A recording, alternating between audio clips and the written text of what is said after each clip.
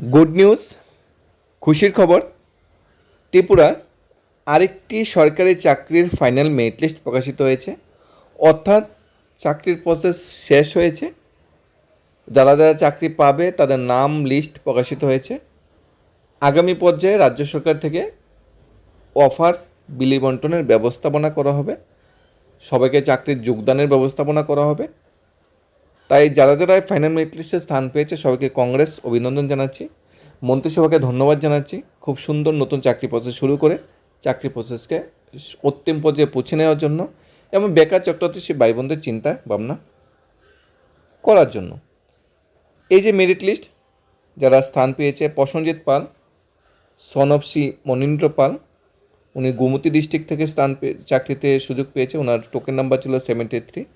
উনি out of 100 97 পেয়েছে, অর্থাৎ হাইয়েস্ট মার্ক আমরা বলতে পারি প্রসেনজিৎ পাল পেয়েছে। প্রসেনজিৎ সরকার উনি ত্রিপুরা থেকে টোকেন নাম্বার 35 96.2 পেয়েছে। উনি ইউআর ক্যাটাগরিতে রিকমেন্ডেশন হয়েছে। উনিও যদিও এসসি, কিন্তু ইউআর মানে সবাই, এসসি এসটিরও যদি ভালো মার্কস পাই তারা ইউআর ক্যাটাগরিতে সিলেক্টেড হয়। সুরজ দাস উনিও এসসি, কিন্তু ইউআর ক্যাটাগরিতে সিলেকশন হয়েছে। সঞ্জয় সরকার ঊনকোটি থেকে, পিঙ্কু গোয়ালা ঊনকোটি থেকে, রাজেশ দাস ত্রিপুরা থেকে, অসীম দেবনাথ ঊনকোটি, প্রণয় দেবনাথ ঊনকোটি, শ্রীকান্ত দেবনাথ কুমতি থেকে, জয়দেব মালা সিপাহীজলা থেকে, সুমন মজুমদার ঊনকোটি থেকে।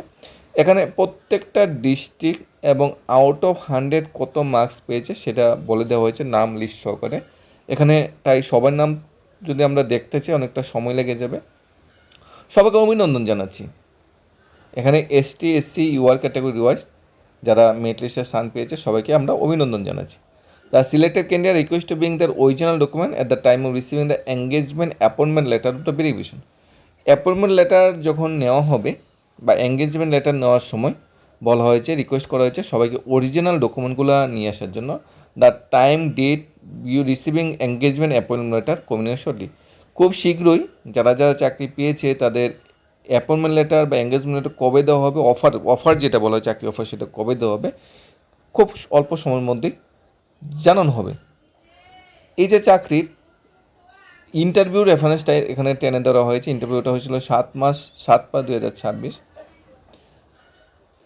Tripura animal resource development department ARD ডিপার্টমেন্টের অধীনে পানি সম্পদ ভবন থেকে এই চাকরি অ্যাডভার্টাইজমেন্টটা বেরিয়েছিল।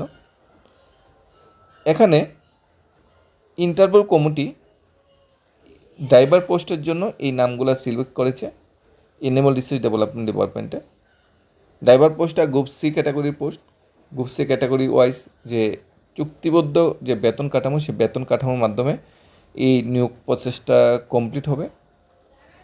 জুলাই মাসের শেষের দিকে সবার অফার অ্যাপয়েন্টমেন্ট হয়ে যাবে। আগস্ট মাসে 1-2 তারিখ থেকে আশা করি সবাই জয়েনিংয়ের ব্যবস্থাপনাও হয়ে যাবে। এনিম্যাল রিসোর্স ডিপার্টমেন্টে যে পিএন কমপ্লেক্সে অধীনে পুরা নিয়োগ প্রসেসটা সম্পন্ন হয়েছে।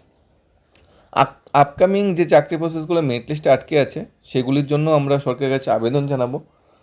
সরকার একটু সহানুভূতিপূর্ণ দৃষ্টিতে পুরাতন চাকরি প্রসেসটি কমপ্লিট করে বেকারদের মঙ্গল কামনা, বেকারদের জন্য একটু ভালো চিন্তাভাবনা করে, যাতে প্রসেস যেগুলো আটকে আছে বা পাইপলাইনে আটকে আছে সেগুলি পাইপলাইন থেকে বের করা বা প্রসেসগুলো কমপ্লিট করে একটুকু হাসি যাতে বেকারদের মনে দিয়ে দিই।